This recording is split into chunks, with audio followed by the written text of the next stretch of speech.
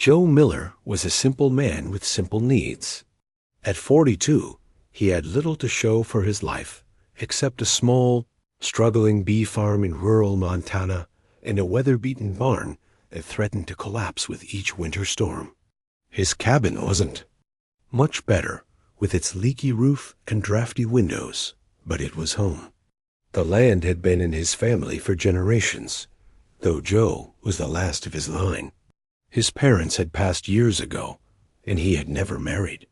His only companions were his bees, and occasional visits from people in the nearby town who came to buy his honey. Money was always tight.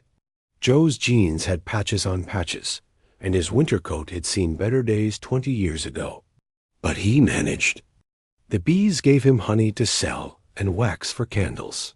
His small vegetable garden provided food in the warmer months, and he hunted when necessary. It wasn't an easy life, but it was his dot when the radio announced the blizzard of the century was. Heading toward Montana, Joe merely shrugged and added extra wood to his stockpile. The weatherman spoke of record-breaking snowfall and dangerous wind chills, but Joe had weathered many storms before. He checked his supplies, canned goods, dried meat, matches, and kerosene for his lamps in case the power went out. His preparations complete, Joe settled in to wait. The storm struck with unexpected ferocity. Snow fell so thick and fast that within hours, Joe couldn't see more than a few feet past his window. The wind howled around his cabin, finding every crack and crevice, making the old structure creak and groan like a living thing in pain. The temperature dropped rapidly. By nightfall, it was 30 below zero. Joe sat by his fire, wrapped in every blanket he owned, listening to the storm rage. His bees would be fine in their winterized hives. He had prepared them well, wrapping the boxes with insulation and leaving plenty of honey for them to eat. Still, he worried. This storm was worse than any he'd seen before. On the second night, as the blizzard showed no signs of letting up, Joe heard something unusual.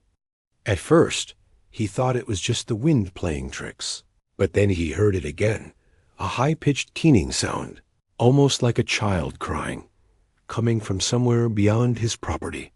Probably just the wind, Joe muttered to himself, trying to ignore it. But the sound continued, rising and falling in a way that seemed too deliberate to be caused by the storm. Joe paced his small cabin, torn between self-preservation and curiosity. No one in their right mind would go out in such weather. Yet the sound continued, pulling at something deep in his chest. "Damn it all," he finally said to the empty room.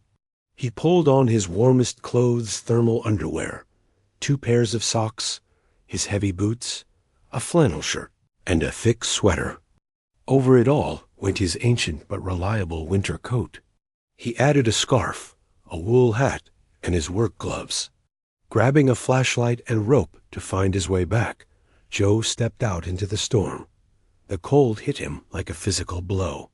The wind stole his breath, and the snow immediately began to coat his clothing. Joe tied one end of the rope to his porch railing and wrapped the other around his waist. Then he set off toward the sound, his flashlight barely penetrating the swirling white. Darkness. Walking was nearly impossible. The snow reached past his knees in most places, and in others, drifts rose to his chest. Every step was a battle. The keening sound grew louder as Joe approached the woods beyond his property. It seemed to be coming from a small clearing he knew. Well, a place where he sometimes sat in summer to watch birds. As Joe entered the clearing, his flashlight revealed something impossible. In a small hollow partially sheltered by a fallen pine tree were 6 oval objects, each about the size of a football. They shimmered with an inner light that pulsed in rhythm with the keening sound. Their surfaces looked like polished metal, with colors that shifted and changed blue to green, to purple to gold. "What in the world? Joe whispered, his words immediately torn away by the wind. As he watched, stunned, one of the objects cracked. A small fissure appeared on its surface, and the keening grew louder. Another crack appeared, then another. Joe moved closer, shining his flashlight directly on the objects. They weren't metal at all, but something like eggshells with a texture. Similar to fish scales, the first egg split open, revealing a small creature unlike anything Joe had ever seen. It was clearly reptilian, with scales that shimmered like tiny jewels, but it also had delicate, gossamer wings folded against its back. Its head was shaped like a lizard's, but more refined, almost noble in appearance. And its eyes, Joe gasped when he saw its eyes. They were large, intelligent, and filled with fear. As the creature looked directly at Joe, he felt something brush against his mind, not words exactly, but emotions. Fear, cold, hunger, and a desperate plea for help. Remaining eggs were cracking now, too. Joe stood frozen, watching as 5 more creatures emerged. They were all similar, but with subtle differences in color and patterns. One was primarily red, another blue, a third green. They huddled together, shivering violently in the bitter cold, their wings too wet and new to offer any protection. Joe knew they wouldn't survive more than minutes in this weather. Whatever they were, and he had no idea what they might be, they were babies, helpless and dying.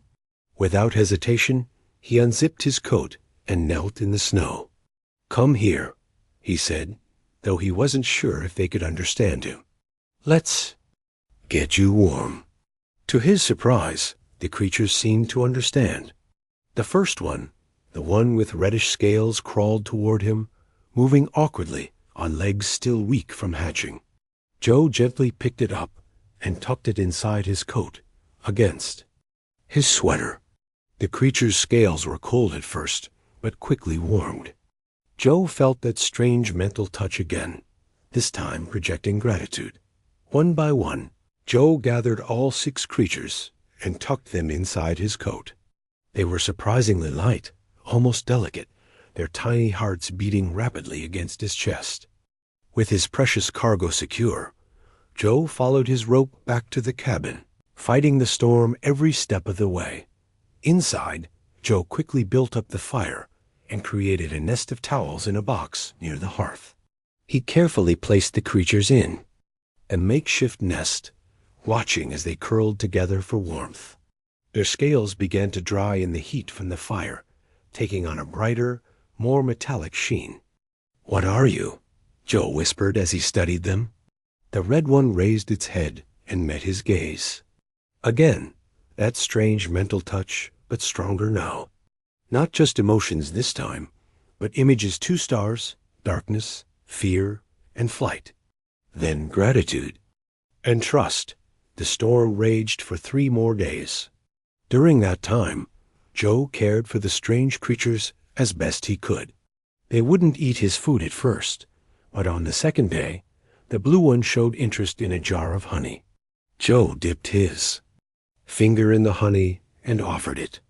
The creature licked the sweet substance from his finger, then projected pleasure so strongly that Joe laughed out loud. Out soon, all 6 were eating honey, and later, small bits of fruit and even pieces of cooked meat. They grew visibly, their wings expanding and their mental communications becoming clearer.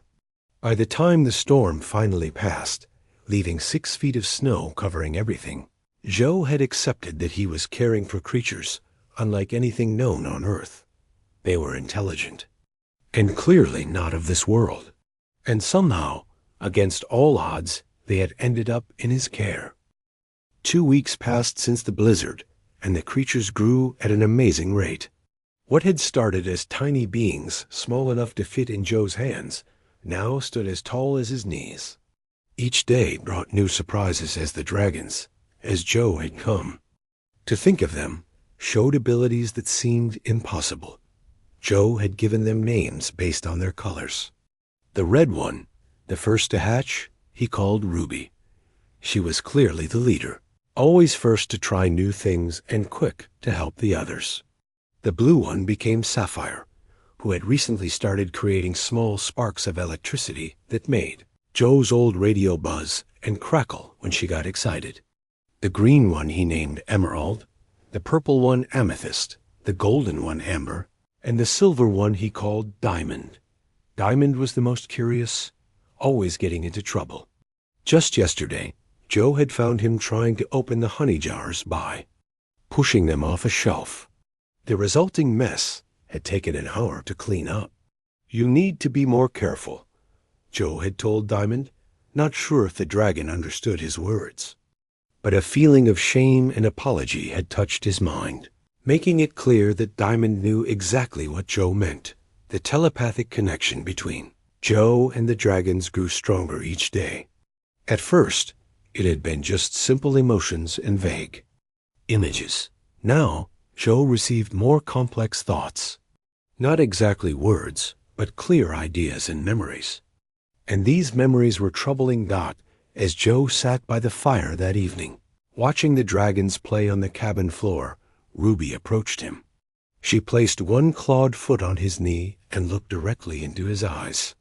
Immediately, Joe's mind filled with images of a world unlike Earth.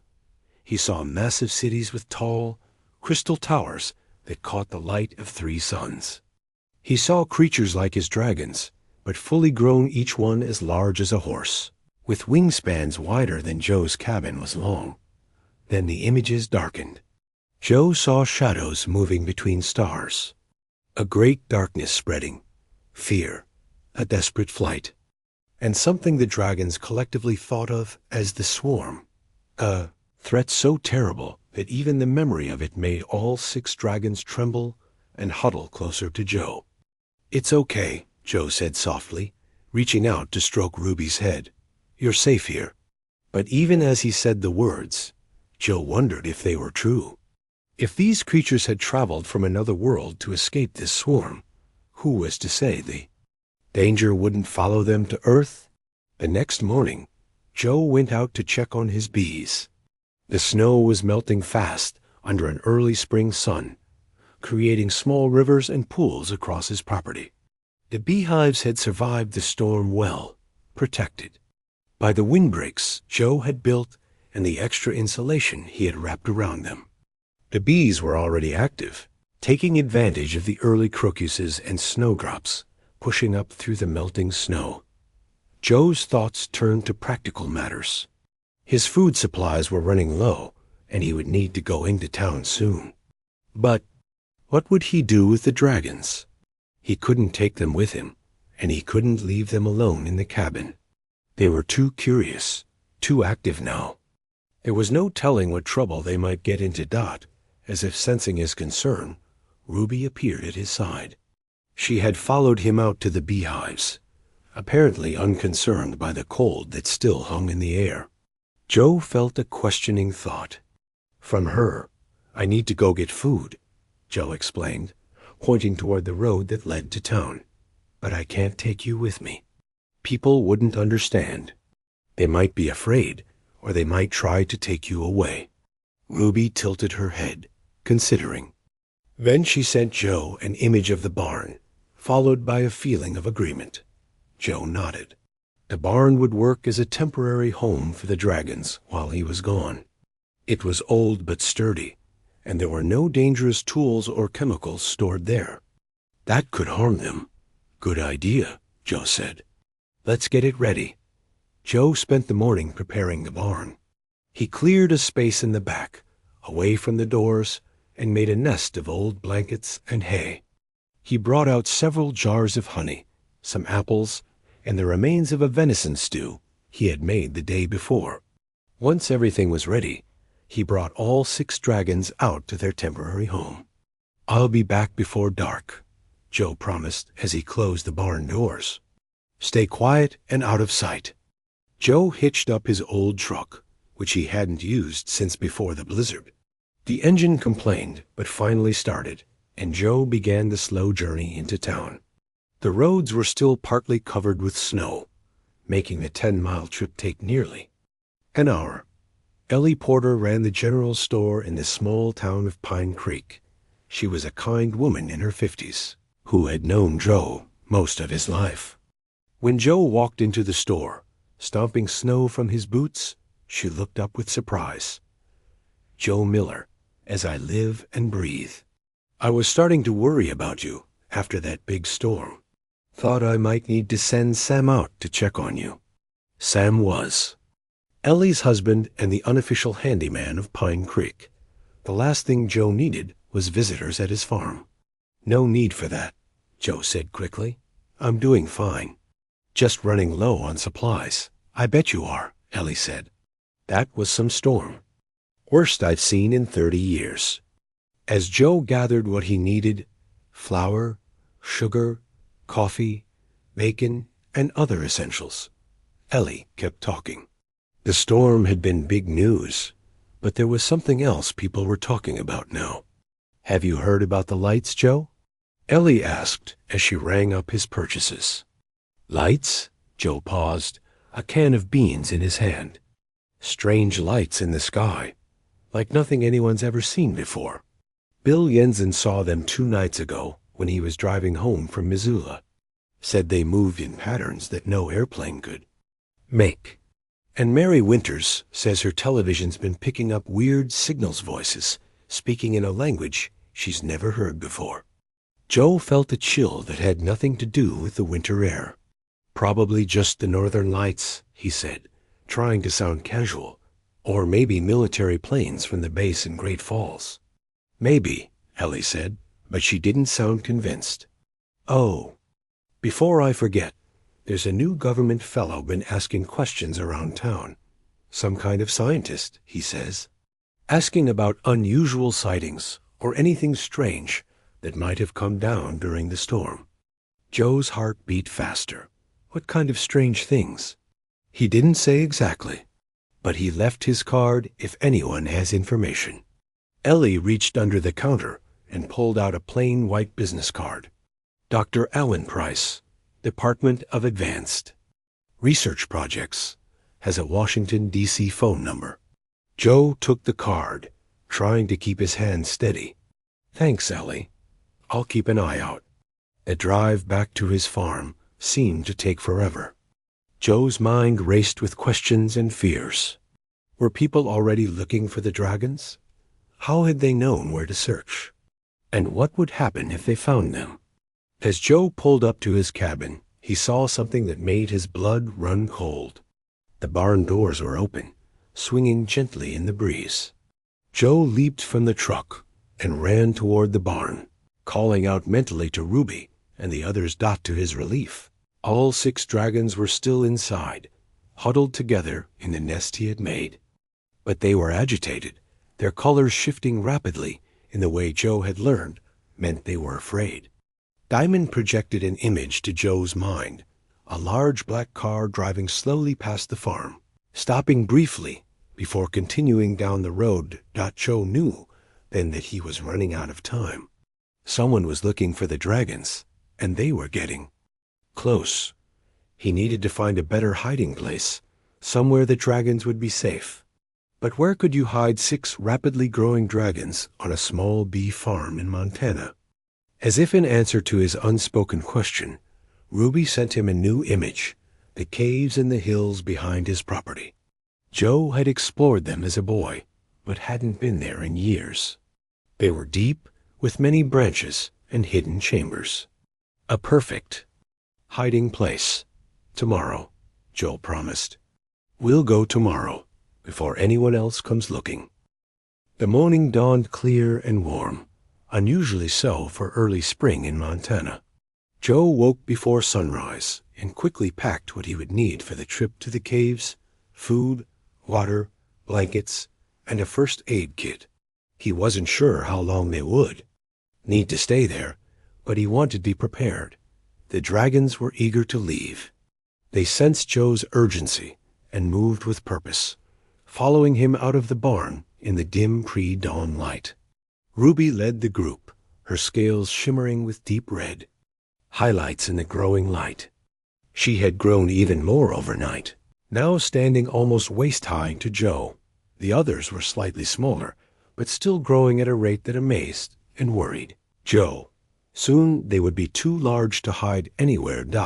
As they crossed the field behind Joe's cabin, heading toward the hills beyond, Joe's bees began to act strangely.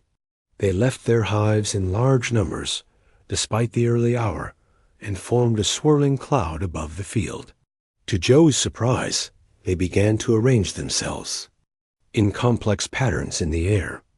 It reminded him of the murmurations of starlings he sometimes saw in the fall, thousands of individual creatures moving as one.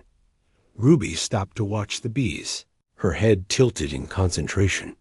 Joe felt a questioning thought from her, then sense of recognition.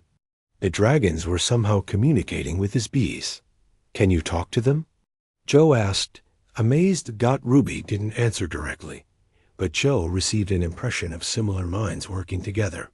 The bees weren't intelligent like the dragons, but they operated as a collective, something the dragons understood well. There was a connection there that Joe couldn't fully comprehend. They continued toward the hills, moving faster now as the sun rose higher.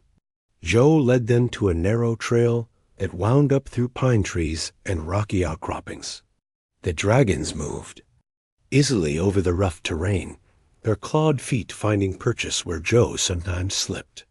Emerald, the green dragon, often stopped to examine plants and rocks along the way, projecting curiosity and delight at each new discovery. By mid-morning, they reached the entrance to the caves. It was smaller than Joe remembered, a dark opening in the hillside, partly hidden by bushes. Joe had to duck to enter, but the dragons slipped in easily. Inside, the passage widened quickly into a large chamber with a high ceiling. Daylight filtered in from cracks above, providing enough light to see.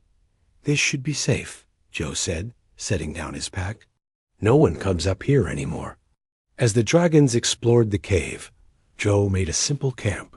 He spread blankets on the dry cave floor and organized their supplies. The dragons watched with interest, sometimes helping in their own way.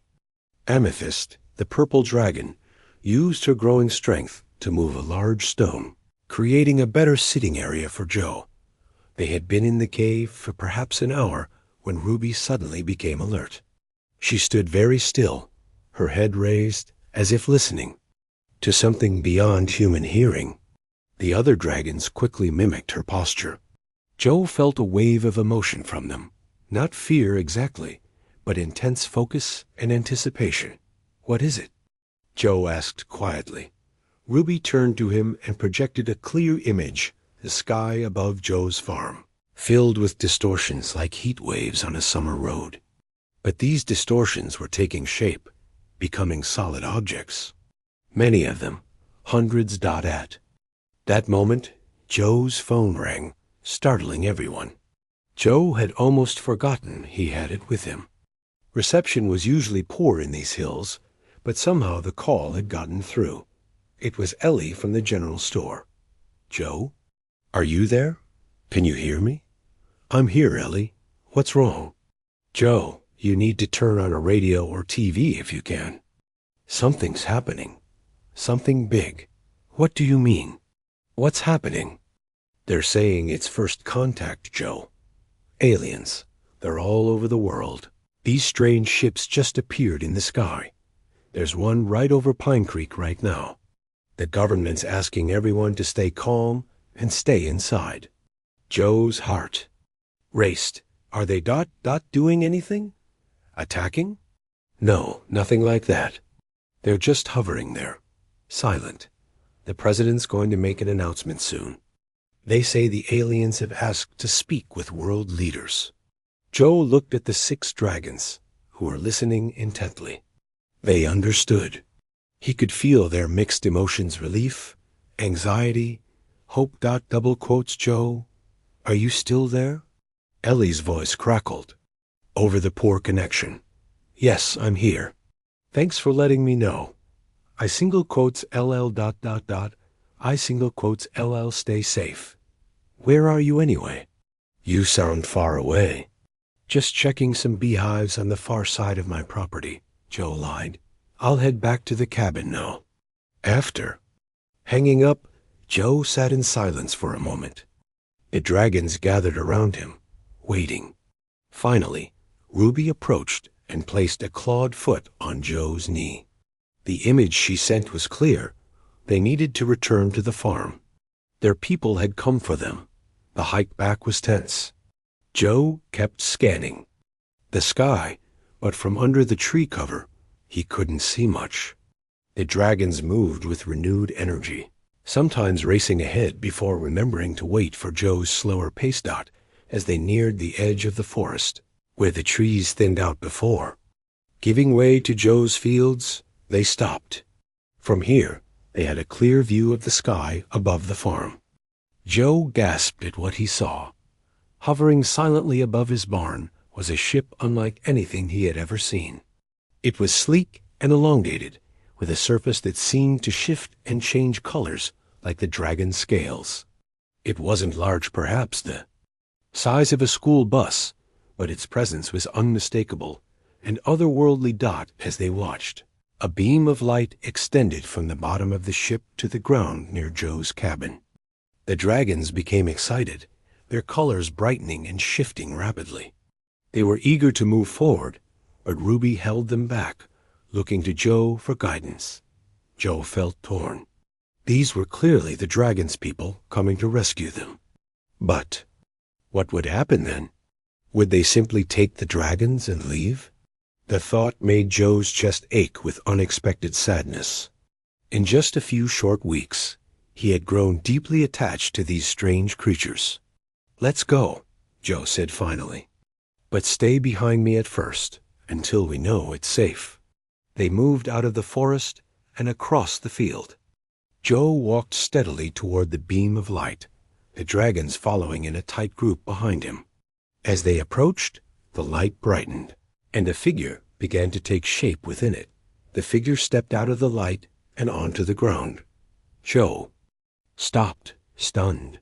Standing before him was a being that looked very much like the dragons, but fully grown. It stood nearly 7 feet tall on powerful hind legs, with a long tail for balance. Its wings were folded against its back, but Joe could tell they were enormous when extended. Its scales shimmered with colors that seemed to shift and change with the light. Most striking were its eyes, large, intelligent, and filled with the same awareness Joe had seen in Ruby and the others. The being looked at Joe for a long moment, then spoke. To Joe's amazement, it spoke in perfect English. "You have cared for the royal clutch," it said, its voice melodious and clear. "I am Commander Vila of the Draconis Custodians. You have our eternal gratitude." Behind Joe, Ruby made a sound like a chirp. All 6 dragons rushed forward to surround the tall visitor. They communicated silently, through the same mental connection. They shared with Joe. After a moment, Commander Vela looked back at Joe. "They tell me you saved them from certain death, that you have protected them at risk to yourself. The debt we owe you cannot be measured." Joe shifted uncomfortably. "I just did what anyone would do." "No," Vila said firmly. "Few would do what you have done. Fewer still would have recognized their intelligence and treated them with such care." The tall dragon looked around at Joe's modest farm. "They also tell me you live simply, with little wealth but much wisdom. This explains much." Joe was about to respond when he noticed something in the sky beyond Vila's ship. More distortions were appearing, resolving into more ships. Many more. The sky was filling with them, large and small, all with the same shifting, colorful surfaces. Joe stared at the sky in wonder as more ships appeared. Soon there were dozens, then hundreds of the sleek vessels hovering silently above his small farm.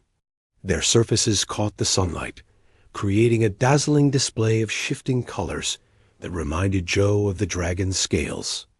"Your fleet," Joe said, his voice hushed with awe. "There are so many of you." Commander Vela's expression changed, showing what Joe recognized as sadness. "What you see is all that remains of our once great civilization. 12,000 ships carrying the last of our kind. 12,000 ships? Joe could hardly imagine such a number. Once we numbered in the millions, Vela said. Before the swarm came, Ruby moved to Joe's side and pressed against his leg. She sent him an image, a dark cloud moving between stars, consuming everything in its path. Planets dying, whole solar systems going dark. You said the royal clutch, Joe said, looking at the 6 young dragons who had become so dear to him. What does that mean exactly? Vela gestured to the dragons. These 6 are not ordinary children. They were engineered to carry the collective knowledge and biological heritage of our entire species. They are, quite literally, our future. Joe frowned, trying to understand. You put your knowledge inside them, like data in a computer? Not exactly, Vela said. It is coded into their very cells, their DNA, as you would call it. Each one carries different aspects of our science, our history, our culture. Together, they hold everything needed to rebuild our civilization. Now Joe understood why the dragons had been sent away, why they had been hidden on Earth. And this swarm is hunting them specifically? Yes, the swarm seeks to absorb all advanced life and technology. These 6 represent the greatest threat to its dominance, the ability to create a new Draconis civilization beyond its reach. As they spoke, a new sound reached them, the whirring of helicopter blades. 3 military helicopters appeared on the horizon, approaching rapidly. Joe felt a spike of alarm, but Vela seemed unconcerned. Your government has been informed of our presence, Vela explained. Negotiations are already underway at your United Nations. We seek only peaceful shelter, a temporary refuge while we prepare for our final stand against the swarm. The helicopters circled at a distance, clearly observing but not approaching too closely. One broke away from the others and landed in an empty field nearby. A man in a military uniform stepped out, accompanied by someone Joe recognized immediately: Dr. Alan Price, the government scientist who had been asking questions in town. The 2 men approached cautiously. The officer introduced himself as General Sam Foster of the United States Air Force. Dr. Price stared openly at the dragons, his expression a mixture of awe and scientific curiosity. We've been tracking unusual energy signatures since the blizzard, Dr. Price explained to Joe. We knew something had entered our atmosphere, but we couldn't pinpoint exactly what until the adult specimens arrived. He caught himself. I mean, until your people arrived, he said to Vela with an awkward nod. General Foster was more direct. Commander Vela, our orders are to establish a secure perimeter around this farm. The President will be speaking with you directly within the hour. In the meantime, we need to contain the situation. Vela nodded gracefully. We understand your caution. We will remain here and await your leader's communication. As military vehicles began to arrive, setting up roadblocks on the access roads to Joe's farm, Joe felt overwhelmed by the rapidly changing situation. His quiet life had been completely upended in a matter of weeks. Ruby seemed to sense his unease. She projected calming thoughts to him, along with images of them together in his cabin, caring for the bees. Joe realized with relief that despite their reunion with their own kind, the young dragons still felt connected to him.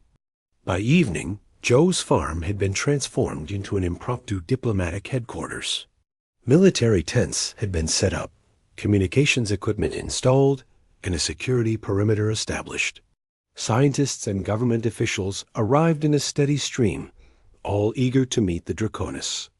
Joe sat on his porch, watching the activity with a sense of unreality. Diamond, the silver dragon, had stayed by his side while the others met with Commander Vela and other adult Draconis who had come down from the ships.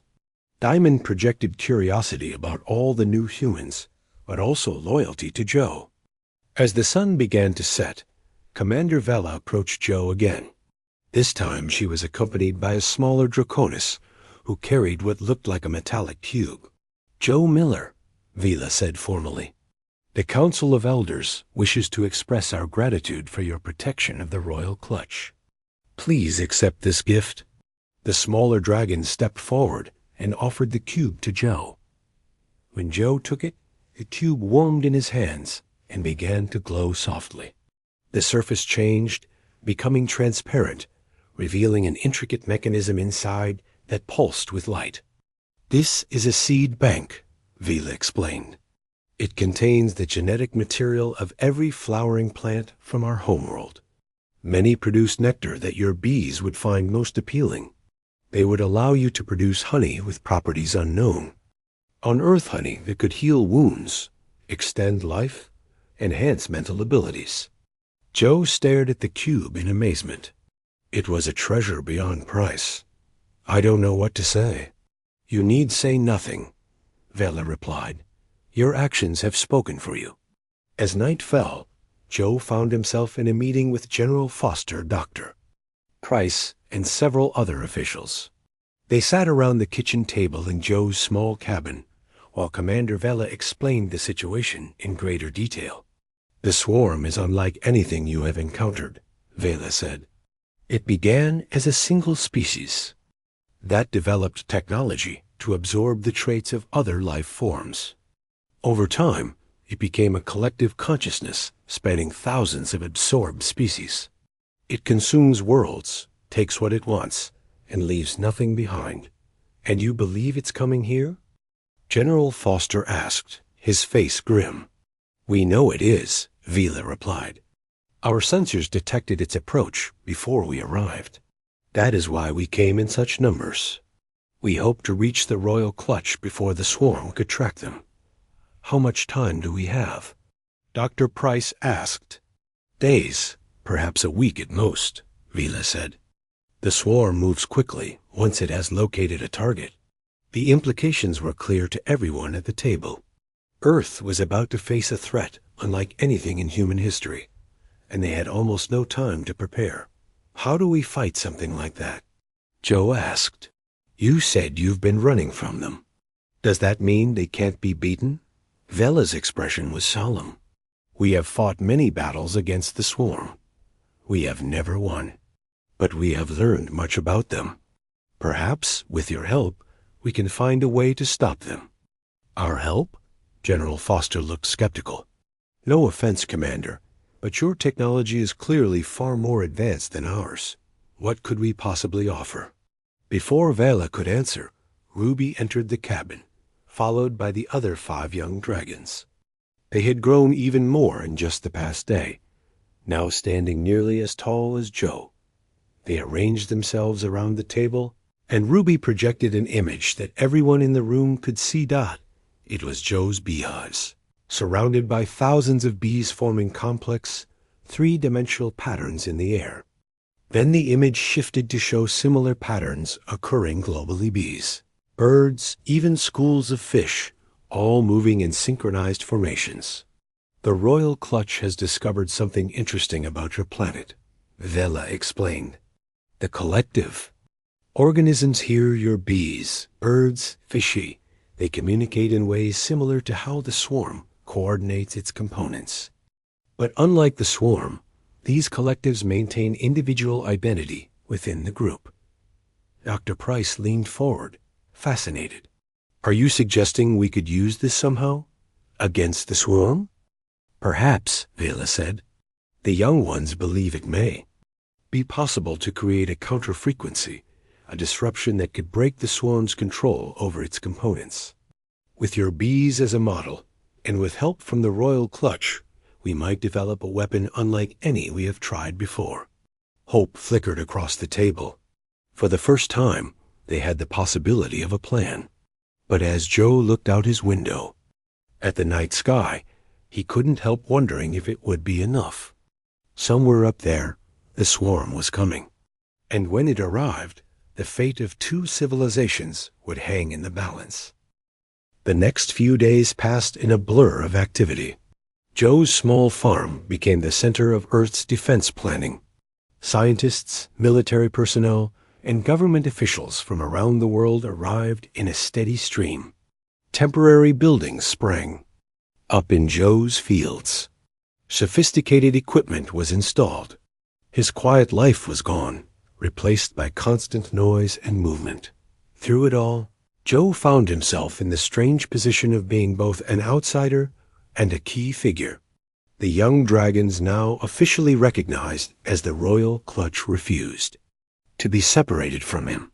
They included him in all their meetings with Draconis leaders and human authorities. Ruby especially seemed determined to keep Joe at the center of events. On the morning of the third day, Joe stood with Commander Vila and General Foster, watching as technicians set up a complex array of devices around his beehives. The plan they had developed was both simple and incredibly complicated. They would use the bees as a model to create a disruption signal that might break the swarm's control over its components. "Do you really think this will work?" Joe asked. Vila, the tall dragon's expression, was hard to read, but Joe sensed both hope and doubt. "It is more than we have ever had before," Vila said. "The royal clutch believes it can work. Their understanding of both our science and your world's unique properties gives us our best chance." General Foster was more direct. "Plan A is this disruption signal. Plan B is everything we've got: nuclear weapons, experimental energy weapons, the combined firepower of every military on Earth, plus whatever the Draconis fleet can bring to bear." Joe looked up at the sky. It seemed peaceful, blue with a few scattered clouds. Hard to believe that somewhere up there, something was coming that had destroyed entire civilizations. How soon? Joe asked. "Our long-range sensors detected them entering your solar system yesterday," Vala replied. "They will be here by tomorrow morning." That evening, as the sun set over Joe's farm, Ruby approached him. She had grown remarkably in the past few days, now standing almost as tall as Joe himself. All 6 of the young dragons were maturing rapidly, their bodies accelerating to meet the coming crisis. Ruby projected an image to Joe's mind: the 6 dragons positioned around Joe's largest beehive, with thousands of bees forming complex patterns above them. Then she showed Joe standing in the center of the formation. "You want me there too?" Joe asked. Surprised, Ruby nodded. She sent another image. Joe's mind connected to theirs, and through them to the bees. A bridge between species. "I don't understand. I don't have your telepathic abilities," Joe said. Ruby touched her head to Joe's. He felt a warm sensation, and then a flood of information, not in words, but in pure concepts. The royal clutch had formed a unique bond with him during their vulnerable early days. That bond could serve as a connection point, amplifying the disruptive signal they hoped to create. Joe nodded slowly. "I'll do whatever you need me to do." That night, Joe couldn't sleep.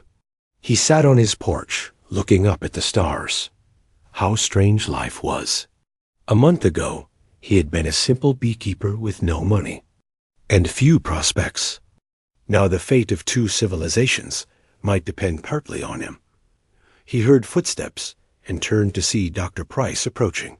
The scientist looked tired but excited. "Can't sleep either?" Price asked, sitting down beside Joe. Joe shook his head. "Too much to think about?" "I understand," Price said. "I've been studying the Royal Clutch's plan. It's fascinating. They're essentially creating a counter-frequency to the swarm's communication network, using your bees as both a model and an amplifier. Do you think it will work?" Joe asked. Price hesitated. "Honestly, I don't know. But it's brilliant. The Draconis have incredible technology, but they never thought to use collective organisms as a model for fighting the swarm. It took the royal clutch, with their unique exposure to Earth and to you, to make that connection." Before dawn, next morning, the alarm was raised. The swarm had accelerated and would reach Earth within hours, not the full day they had expected. Everyone rushed to complete preparations. The 6 young dragons took their positions around Joe's largest apiary. Joe stood in the center, as Ruby had shown him. Draconis technicians activated devices that looked like glowing crystals at key points. Around the formation, Joe's bees emerged from their hives by the thousands. Instead of dispersing to collect nectar, they formed a massive swirling cloud above the gathering. More bees arrived from other hives across Joe's property, joining the swarm. To Joe's amazement, wild bees began to appear as well. Joining the formation. Ruby projected an image to everyone present. Similar gatherings occurring around the world. Beekeepers everywhere had been contacted and asked to prepare their hives. Bees across the planet were forming the same patterns, creating a global network. Then they waited. The minutes stretched into an hour.